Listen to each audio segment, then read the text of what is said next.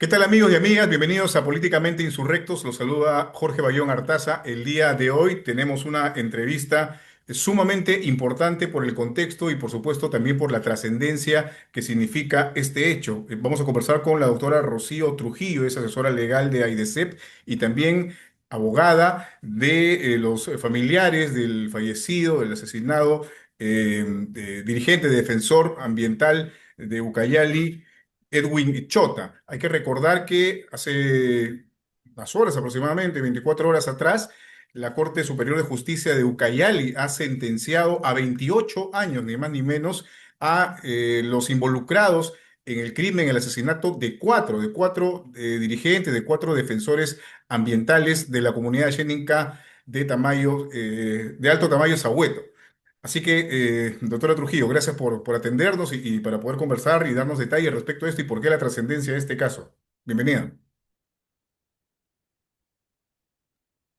Muchas gracias, Jorge. Gracias por invitarnos a tu programa y estamos acá para poder exponer esta situación tan lamentable que vienen sufriendo las comunidades nativas, los líderes y autoridades indígenas, defensoras de su territorio, debido al ingreso de terceros, debido al ingreso y al aumento de estas economías ilegales que ingresan a sus territorios para extraer sus recursos. Muy bien. Para El ponernos en caso contexto y las personas que Sahueto lamentablemente evidencia esa problemática. Ujú. Para poner en contexto a las personas que nos están viendo, nos van a ver más adelante, ¿de qué se trata el caso Sahueto exactamente y por qué es tan importante en realidad la decisión que se ha tomado desde el Poder Judicial? Por favor, si pudiera resumirlo. Sí, el caso Sahueto se trata de cuatro líderes indígenas de la comunidad Alto Tamaya Sahueto. Es una comunidad que está muy cerca de la frontera con Brasil, en el departamento de Ucayali. Es una comunidad nativa ashéninca y cuatro líderes indígenas, entre estas su presidente Edwin Chota Valera, denunciaron a nivel local, regional, nacional la presencia de terceros madereros dentro de su territorio que sacaban la madera y que luego la comercializaban. Ujú. Edwin Chota Valera denunció estos hechos, incluso hay denuncias a nivel ambiental, ante la Fiscalía Ambiental, que lamentablemente nunca fueron atendidas. Pero además, Edwin Chota y también los demás dirigentes indígenas señalaron a las autoridades la necesidad de que vayan a la comunidad porque ellos estaban recibiendo constantes amenazas. Ujú. El 1 de septiembre del 2014, Edwin Chota fue asesinado por estos madereros. Ellos descuartizaron, hicieron una serie de actos muy crueles y lamentablemente ha pasado más de una década y el día de ayer se ha confirmado la sentencia de primera instancia que ya señalaba la responsabilidad penal de, en este caso, Ujú. los sentenciados. Ok, estamos hablando de septiembre del año 2014 y aparte de Edwin Chota, que era uno de los defensores lamentablemente asesinados, estaban junto con él Jorge Ríos, Leoncio Quintísima y Francisco Pinedo. Y como usted bien señala, 11 años han pasado y entiendo que se ha producido en todo este lapso un juicio bastante tedioso y por momentos engorroso, sobre todo en lo que respecta a los familiares, a las viudas de las víctimas. Cuéntenos cómo se ha desarrollado este proceso a lo largo de estos 11 años, por favor. Sí, esto también es un patrón que se repite. Lamentablemente, este caso evidencia la demora en la justicia. Las viudas, en este caso de los líderes indígenas, tuvieron que viajar de sus comunidades para seguir un proceso que está durando más de 11 años. En una primera instancia, en enero del 2023, hubo una sentencia que condenó a las responsables y en agosto del 2023, lamentablemente, la sala declaró la nulidad de dicha sentencia, por lo tanto, todo tuvo que regresar hasta el juicio oral. En noviembre del 2023 nuevamente se inicia un juicio oral, hubieron más de 50 audiencias y en abril del 2024 nuevamente el juzgado colegiado de Ucayali condena a los responsables porque hay evidencias del conflicto que había entre los líderes indígenas y estos terceros madereros que vivían en un sector que se llama Putaya, que es un centro poblado de colonos y que lamentablemente constantemente amenazaban a la comunidad. Pero también hay que señalar que hay un problema también por parte del Estado, puesto que fue quien otorgó las concesiones forestales que se superponían al territorio de la comunidad. Lamentablemente en ese momento la comunidad no estaba titulada y esto era aprovechado por estos terceros para desconocer el territorio. Edwin Chota presentó varias solicitudes a fin de proteger su territorio, pero estas no fueron atendidas y solamente fueron atendidas luego de su asesinato. Por ello es que es muy emblemático este caso porque también es una lucha contra la impunidad. Las hermanas, las viudas del caso Sahueto han luchado para que se pueda lograr y lograr la justicia. Pero ahora nosotros estamos, y ellas también están muy preocupadas, porque si bien el día de ayer la sala ha confirmado la condena de primera instancia, hasta la fecha no hay ningún detenido. Claro. Sabemos que, sí. Sí, eso es importante, disculpa que te interrumpa para hacer este paréntesis, porque precisamente tengo entendido que son 4 o 5 involucrados en esta sentencia, en esta condena a 28 años de prisión por el crimen de estos 4 líderes indígenas, pero ninguno está presente, o sea, recién se va a proceder a ubicarlos y eventualmente capturarlos. Sí, esa es una preocupación en la medida de que cuando se emite la sentencia de primera instancia en abril del 2024, la jueza en ese entonces señaló que la pena se iba a hacer efectiva siempre y cuando la segunda instancia ratificara la condena. ¿Eso qué quiere decir? Que en efecto todo el proceso, en este caso los sentenciados de primera instancia han seguido libres. Ujú. Y el día de ayer tampoco se han hecho presente a la lectura de sentencia, pero ayer ya se confirmó esta Claro. condena y por lo tanto hacemos un pedido a las autoridades, al Ministerio del Interior, ¿no? A la policía, que proceda a hacer la captura y la búsqueda de los responsables de Ujú. este cruel asesinato contra líderes y autoridades indígenas. Ahora, ¿cómo explica que en la primera instancia se sentenció a estas personas, pero se dejó, digamos, suspendida la efectividad de la condena sin ningún tipo de restricción? O tenían alguna restricción adicional? ¿O no se le dio ninguna y se esperó hasta que llegara esto hasta la segunda instancia? Hubo es decir, si bien no hubo una ejecución de la pena, porque el Código Penal señala que esta recién se va a ejecutar en una segunda instancia, nosotros consideramos que sí el Poder Judicial tenía elementos para, por ejemplo, ordenar, ¿no?, la captura, en la Ujú. medida de que las viudas en distintos momentos han señalado esta amenaza constante de estos terceros frente a esta lucha de las hermanas. Sin embargo, el Poder Judicial solo dictó medidas restrictivas, como por ejemplo que cada cierto tiempo tienen que ir a firmar, que no se Mm. pueden alejar, ¿no?, de su domicilio. Medidas insuficientes, porque esperamos en este transcurso de las horas que el Ministerio, en este caso el Interior, ya haya procedido y esté procediendo justamente a la búsqueda y a la captura de esos responsables. Claro, estamos hablando de qué personas exactamente. Tengo 5 personas. Sí, ¿De quiénes se trata? Son las 5. Hugo Soria Flores, José Estrada, los hermanos Yosimari Segundo, Atachi y Félix.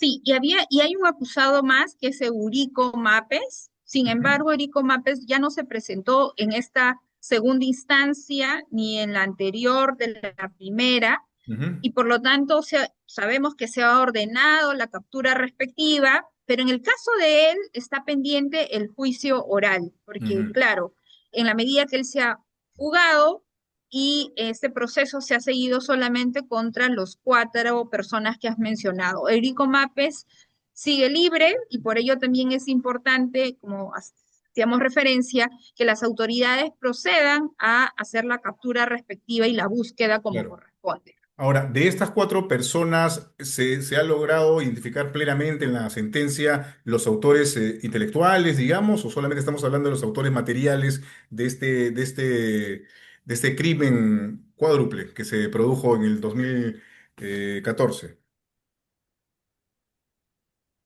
La sentencia, tanto de primera instancia y como la que ahora ha rectificado, ha señalado elementos de indicio que dan cuenta de la responsabilidad tanto en este caso, de los madereros, los que ejecutaron el hecho, que son los hermanos Segundo Atachi, pero también las amenazas y la responsabilidad, es decir, la autoría mediata de parte de José Estrada, que era quien tenía esta concesión, ¿no? Dentro del territorio de la comunidad, quien se opuso constantemente a la titulación de la comunidad y quien además amenazó en varias oportunidades Ujú, a Edwin Chota. Pero también en el caso de Hugo Soria, que era la persona, ¿no?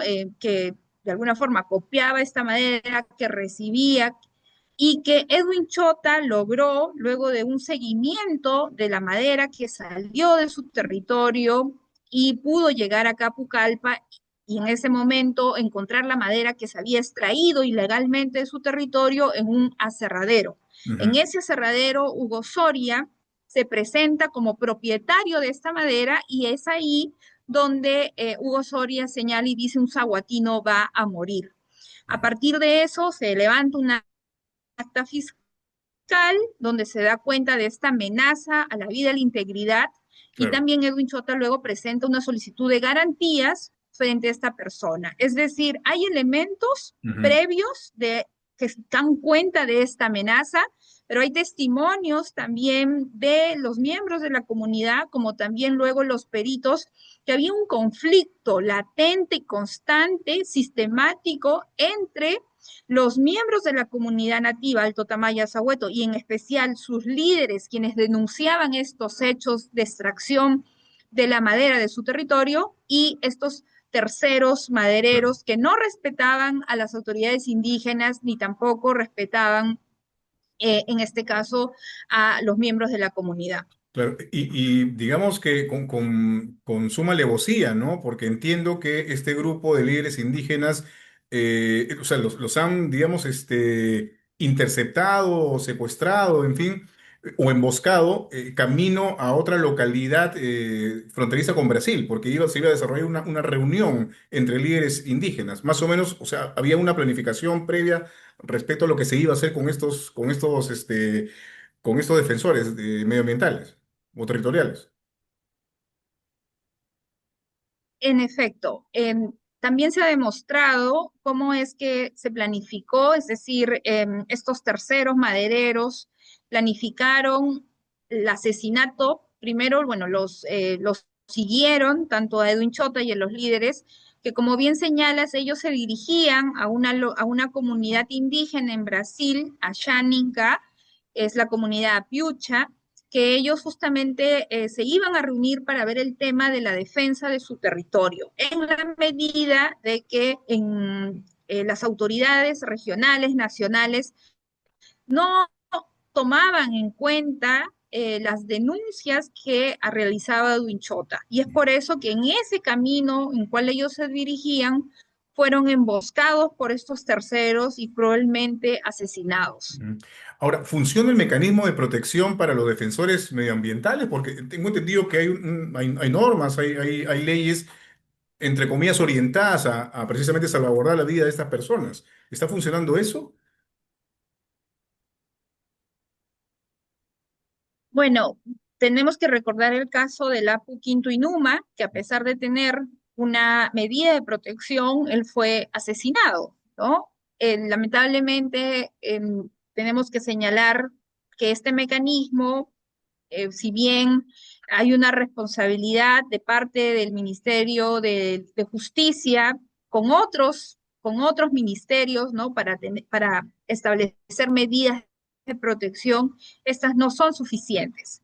Tenemos ahí también una falta de supuesto, muchas veces los dirigentes, las autoridades, cuando van a poner las denuncias frente a estas actividades, nunca son atendidas. Ujú. Entonces, desde AIDESEP se exige que, por ejemplo, estos mecanismos que de alguna forma brindan esta protección a los defensores de derechos humanos, sea también un mecanismo construido con la participación de las organizaciones de pueblos indígenas, porque los pueblos indígenas también en este tiempo vienen fortaleciendo su propio mecanismo de autoprotección.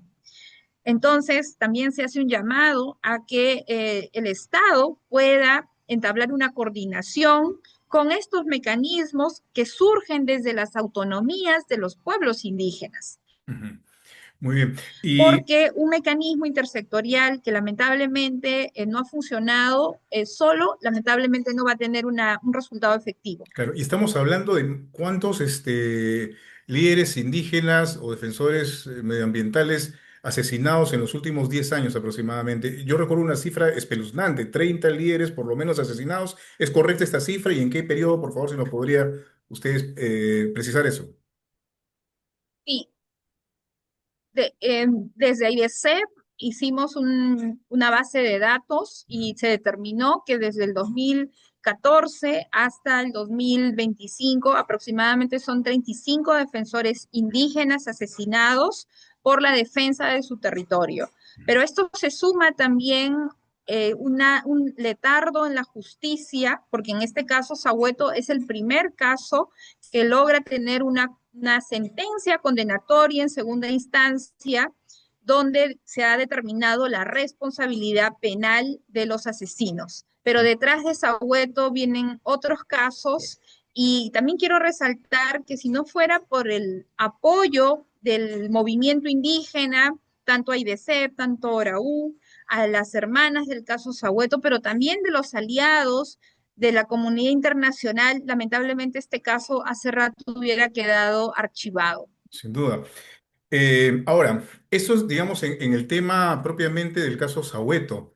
Y obviamente hay una realidad que tiene que ver con las economías ilegales. Tal ilegal que es lo que directamente relaciona a la muerte de estos líderes indígenas encabezados por Edwin Chota, pero hay una responsabilidad política también, ¿no? En los últimos tiempos se ha venido legislando en un sentido sospechosamente inclinado hacia el beneficio de este tipo de economías, ¿no? Recordamos la ley que modifica la ley forestal, precisamente, que más se conoce como la ley antiforestal, o una iniciativa que hace poco, no recuerdo el nombre del congresista, señalaba la posibilidad de explotar o explorar en territorios, digamos, protegidos o reservas, o hacer trabajo de esta naturaleza, ¿no? O sea, ¿cuál es la responsabilidad desde el ámbito político, desde el Congreso, desde el propio Ejecutivo que eventualmente promulga las leyes que llegan desde el Congreso de la República, por favor? Bueno, es el caso Sahueto, pero también los otros casos dan cuenta de esta responsabilidad del Estado, ya sea primero porque no toma acciones efectivas frente a estas denuncias, pero también por promover normas, como por ejemplo la ley antiforestal, esta ley Reinfo, ¿no? El tema de las minerías, las concesiones que se otorgan dentro de territorios de pueblos indígenas, ya sean concesiones forestales o mineras que se han otorgado, ¿no? Desde un gabinete, sin tener en cuenta que dentro de los bosques, dentro de las Amazonías, viven los pueblos indígenas. Y esto sí es un patrón, un problema estructural que estamos viendo. A esto se suma, lamentablemente, la regresividad de las normas. Tú bien has señalado, Jorge, ¿no? La ley antiforestal, pero ahora se está promoviendo, por ejemplo, la ley que permita desarrollar actividad petrolera dentro de áreas naturales protegidas, cuando sabemos que no solamente debemos proteger, obviamente, el ambiente, sino en esas áreas naturales protegidas están los pueblos indígenas en situación de aislamiento voluntario. Pero además tenemos otras normas, ¿no? Por ejemplo, se viene flexibilizando el tema del crimen, de las normas contra el crimen organizado. Claro. También hoy día, por ejemplo, estuvimos en una reunión y estuvimos discutiendo todo este tema del impacto ambiental, social, cultural que produce la minería ilegal. ¿Y qué quiere hacer el Congreso? Emitir una norma donde amplía el plazo para desarrollar la actividad. Esta es la ley, el proyecto de ley MAPE, ¿no? De pequeña minería, minería artesanal, pero además en esta norma de alguna forma se obliga a los comuneros a que si en un año tú no solicitas una concesión, entonces quedaría libre para que cualquier tercero pueda ingresar a esta concesión dentro de los territorios de los pueblos indígenas. Terrible. Pero, y yo quiero sí mencionar esto, hay una obligación del Estado a que cualquier medida legislativa que vaya a afectar a pueblos indígenas tiene que ser consultada. Mm. Lamentablemente, en este caso el Congreso hace caso omiso a ello, a pesar de que el derecho a la consulta de medidas legislativas está reconocido en el Convenio 169, que es un tratado internacional. Pero bueno, ya sabemos esta regresividad y esta omisión por Ya. parte de este Congreso. Ujú. Rocío, de verdad ha sido un gusto y muy ilustrativa esta conversación a propósito de esta sentencia. Vamos a estar al pendiente de cómo se va desarrollando todavía la parte que resta, ¿no? Que es de la ubicación y captura, perdón, de los responsables y condenados ya del crimen múltiple de estos líderes indígenas. Te agradezco muchísimo tu participación en Políticamente Insurrectos. Muy amable. Muchas gracias. Muchas gracias, Jorge. Hasta Hasta luego. luego.